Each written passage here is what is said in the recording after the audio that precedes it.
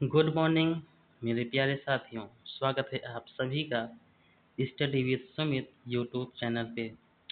जैसे कि यह चैनल आपको सभी प्रकार के कंपटीशन एग्जाम की तैयारी करवाता है, उसी के सेशन में जो हिंदी का आपका भाग आता है कंपटीशन में, वो हम आपके लिए लेकर के आए हैं। इसके पहले आपको हमने जो यूपीपी का एग्ज़ाम हुआ उसमें भी हमने हिंदी पढ़ाई थी, और आपका जो लेखपाल का पेपर हुआ उसकी भी हिंदी मैंने आपको सेशन में कराया, और सारे क्वेश्चन आपके हमारे ही वीडियो से, हमारे ही सेशन से आपके एग्ज़ाम में आए थे। क्योंकि हम वही प्रश्न आपको कराते हैं जो कि हर बार एग्ज़ाम में पूछे जाते हैं, और कुछ सिलेक्टेड क्वेश्चन जो हम नए लेकर के आते हैं वो आपको हम अध्ययन पर आधारित होते हैं। तो इसी चीज़ों को ध्यान में रखते हुए आप आज का जो हिंदी का सेशन है कंपटीशन के लेवल से हमने आपके लिए बनाया है। तो चलिए शुरू करते हैं आज का वीडियो, और अंतिम तक हमारे साथ बने रहें, आपको कुछ ना कुछ सीखने को ज़रूर मिलेगा। तो चलिए शुरू करते हैं आज का यह सेशन। तो इसमें आपको बताना है अभिनव शब्द का सही अर्थ है। हिंदी आजकल के एग्जाम में लगभग सभी चीज़ों में हिंदी का एग्जाम आपका पूछा जाता है, जिसमें आपके 20-25 क्वेश्चन प्रायः आया करते हैं।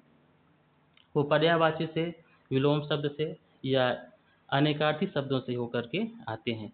सभी चीज़ें आपको इस सेशन में मिलने वाली हैं। तो चलिए देर न करते हुए शुरू करते हैं। अभिनव शब्द का सही अर्थ है। अभिनव का अर्थ आपको बताना है पुराना, नवीन, कठिन या सरल। तो अभिनव शब्द का जो अर्थ आपका होता है नवीन होता है। अभिनव का अर्थ होता है नवीन।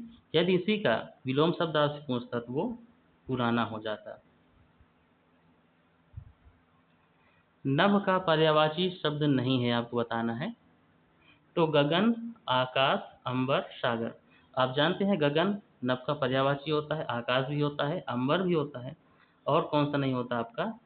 सागर। सागर आपका नभ का पर्यायवाची शब्द नहीं है। नाक कटना मुहावरे का अर्थ है। तो नाक कटने का जो मुहावरे का अर्थ है आपको बताना है घायल होना, अपमानित होना, बीमार होना, परेशान होना। तो नाक कटना, इसका मतलब आप कहते हैं ना आपने हमारी नाक कटा दी, इसका मतलब अपमानित होना। किसी एग्जाम में आप फेल हो जाओ, और आपसे कोई कहे आपने अपनी क्षमता की नाक कटा ली, तो मतलब आप अपमानित होंगे उस समय, है ना। तो नाक कटने मुहावरे का अर्थ होगा अपमानित होना। दूध का जला छाछ भी फूंक फूंक कर पीता है। लोकोक्ति का अर्थ आपको बताना है। अधिक भोजन करना, सावधानी बरतना, जल्दी करना, आलस्य करना।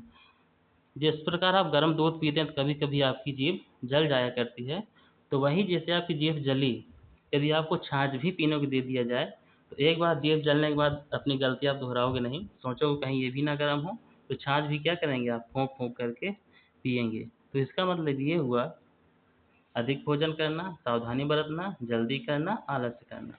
तो इसका अर्थ होगा सावधानी बरतना। जिस प्रकार दूध के पीने पर आप जल गए थे, तो वही गलती आपसे दोबारा ना हो, इसलिए आप क्या करेंगे? छाछ को भी फूंक फूंक करके पिएंगे, जिससे कि आपकी जीभ जले नहीं।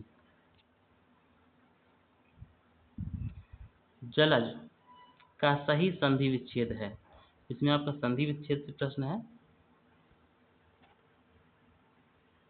तो जलज का जो आपका संधि विच्छेद है,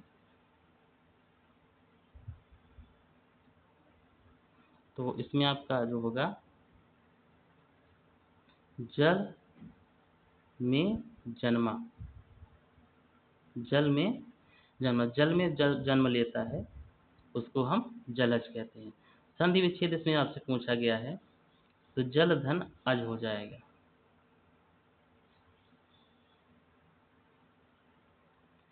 निर्दोष में उपसर्ग है। तो निर्दोष में जो आपका उपसर्ग शब्द के पहले लगते हैं, इसमें आपका निर उपसर्ग लगा है। लेखक शब्द में प्रत्यय है। प्रत्यय जो आपका होता है शब्द के पीछे लगा करता है और उसके अर्थ को बदलता है। तो इसमें आपका लेखक लास्ट में क्या आया? अक। इसमें कौन सा प्रत्यय होगा? अक होगा। विपरीत का विलोम शब्द है। विपरीत का आपको बताना है विलोम शब्द। तो कोई चीज़ विपरीत है और कोई चीज़ आपके समान है, ये आपस में विपरीत होंगे। कृतज्ञ का विलोम है ज्ञानी, कृतज्ञ, विद्वान या सज्जन। तो कृतज्ञ का जो विलोम होगा आपका कृतज्ञ होगा। क्या होगा? कृतज्ञ। मतलब जो उपकार को मानता हो और जो उपकार को न मानता हो वो आपका कृतज्ञ होता है। जो उपकार को नहीं मानता वो आपका कृतज्ञ होता है। प्रश्न संख्या 10 है, जो कभी ना मरे के लिए एक शब्द है। जो कभी ना मरे उसके लिए जो आपका होगा अमर। जो अमर है वो कभी मरता नहीं है।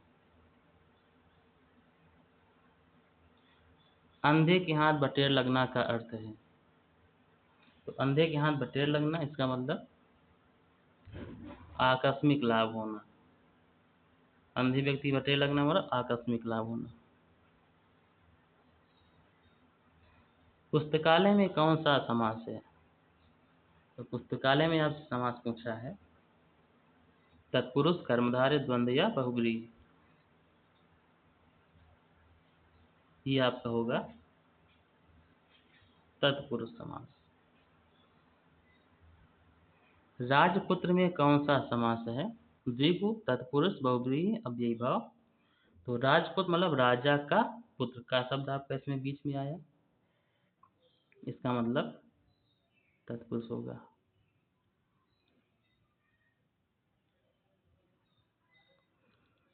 सज्जन शब्द का सही संधि विच्छेद है।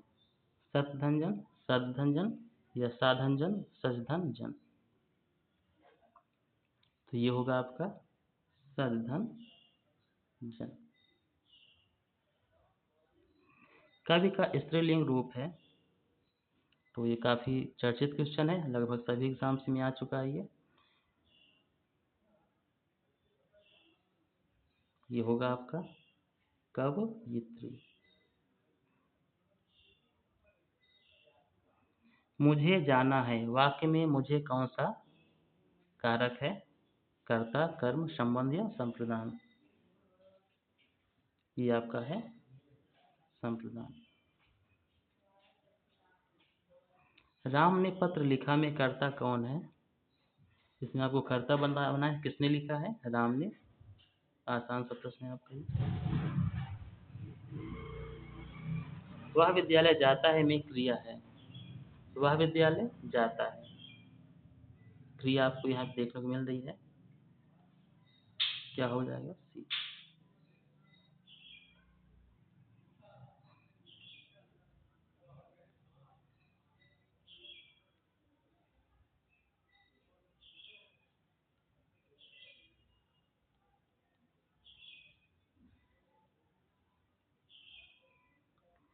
स्लाइड आने में थोड़ी समस्या है इस बार, रुक जाइए बता रहे हैं। 18 नंबर, वह विद्यालय जाता है, ये आपका हो चुका है।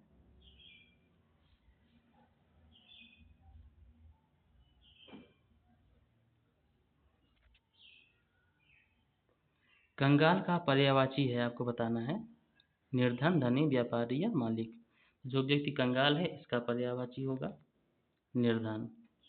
कंगाल का मतलब क्या है? निर्धन, उसके पास कुछ भी नहीं है। उज्ज्वल का विलोम शब्द आपको बताना है। तो उज्ज्वल का अर्थ होता है प्रकाश, इसका हो जाएगा स्वच्छ, मलिन हो जाएगा। उज्ज्वल का अर्थ स्वच्छ होता है तो इसका अर्थ मलिन हो जाएगा। दिन रात एक करना का अर्थ है, दिन रात एक करना, जैसे कि आपका एग्जाम आएगा तो आप लोग पढ़ाई में क्या करते हैं? दिन रात एक कर देते हैं, इसका मतलब परिश्रम करना। अधजल गगरी छलकत जाए का अर्थ है आपको बताना। तो अल्पज्ञ व्यक्ति अधिक ज्ञान का जो है दिखावा करता है, इसका अर्थ हो गई ये। चर्चित क्वेश्चन है, मुहावरा है ये।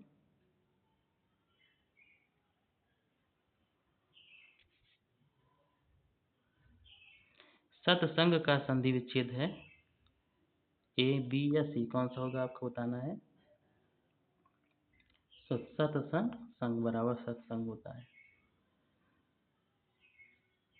तो 25 प्रश्न आज करवाएंगे आपके पहले सेशन में। इसका नेक्स्ट पार्ट भी आपको हम कल प्रोवाइड करेंगे। महात्मा में कौन सी संधि है? तो ये आपका है महान है जो आत्मा, वो समास के लिए होता है, इसमें आपका दीर्घ संधि होगा। महाधन आत्मा। आज का अंतिम प्रश्न, कमल का पर्यायवाची नहीं है तो पंकज मतलब कीचड़ में जन्म लेने वाला कमल होता है, नीर माने पानी में जन्म लेने वाला, सरोज या कदम। तो नहीं है आपसे पूछा है तो इसका अर्थ हो जाएगा कदम। तो आज ये 25 प्रश्नों की जो सीरीज थी इसका पार्ट 1 है। आपको कल भी हम 25 प्रश्न करवाएंगे। तो जो क्वेश्चंस में आपको कुछ डाउट हो आप कमेंट बॉक्स में पूछ सकते हैं। तो मिलते हैं आपसे फिर नेक्स्ट वीडियो में, तब तक के लिए थैंक यू सो मच। एक लाइक और एक सब्सक्राइब आप अपनी तरफ से ज़रूर कीजिएगा, मोटिवेशन का काम करता है ये सब चीज़ें। Thank you so much.